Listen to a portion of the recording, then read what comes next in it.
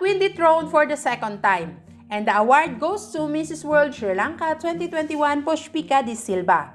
Wala na nga mas controversial pa mula sa crowning moment ng Mrs. World Sri Lanka 2021. Akalain ba naman na nauwi pa sa pagka-ospital ni Mrs. Pushpika DeSilva ang sapilitang pagtanggal ng corona sa kanya dahil nga ayon kay Mrs. World Sri Lanka 2020 Caroline Jury, Pushpika DeSilva don't deserve the crown because she is divorced and not married.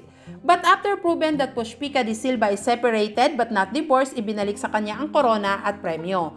At matagumpay niyang naitaas ang Sri Lankan flag sa Mrs. World 2021 Finals na naganap last month lamang sa Las Vegas, USA, kung saan nakapasok pa siya sa top 6.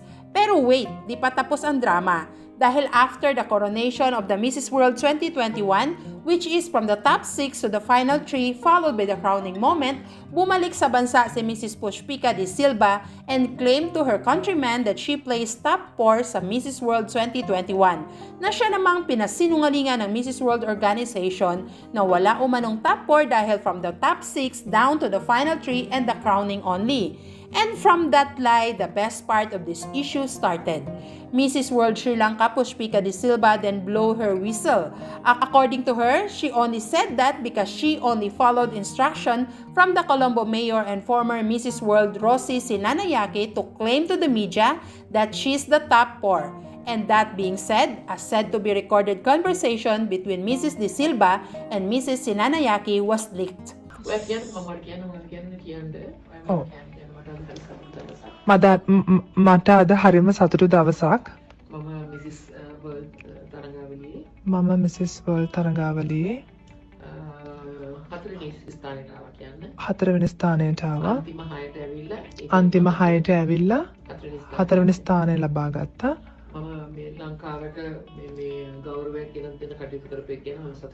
මම ලංකාව වෙනුවෙන් ගෞරවයක් ලක් කරපු හදපු එකට ස්තුතිවන්ත වෙන එක හදලලියයි.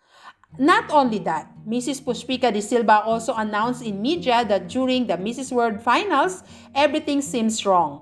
Someone seems pulling the string not to let her win.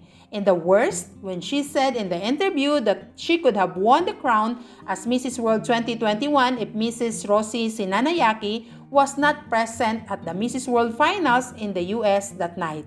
Ayon pa sa kanya, she even spent millions of Sri Lankan rupees from her own pocket for the air ticket and accommodation of Mrs. Rosie Sinanayake and the National Director of the Mrs. World Sri Lanka, Mr. Chandimal Jayasinghe, to bring them to Las Vegas to witness her compete.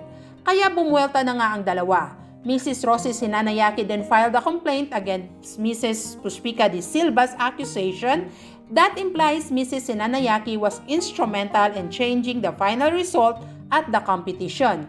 For that, Mrs. Sinanayake denied the allegation and demand Mrs. Pushpika DeSilva of 500 million Sri Lankan rupees or equivalent to almost 2.5 million US dollars as damages and a public apology.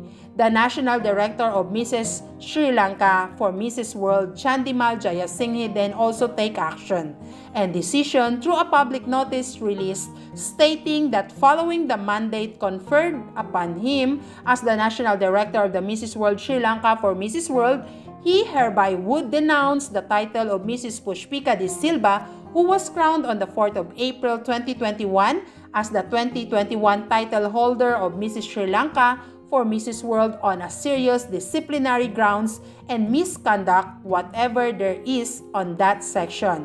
Therefore, dethroned for the second time was Mrs. Pushpika DeSilva. What a chaos! Crowned, dethroned, recrowned, and again denounced.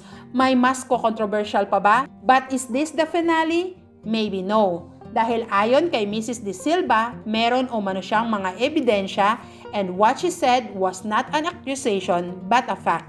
She even posted a status on her Instagram that says, "Believe in yourself and you will not be able to stop." Maging kaabang-abang pa kaya ang mga susunod na kabanata? Karma served na ba ito kay Mrs. Pushpika DeSilva or this is still the part of agawan ng corona? But what with that crown to cause this much of chaos? Or there might be a hidden issue behind this chaos? Stay tuned!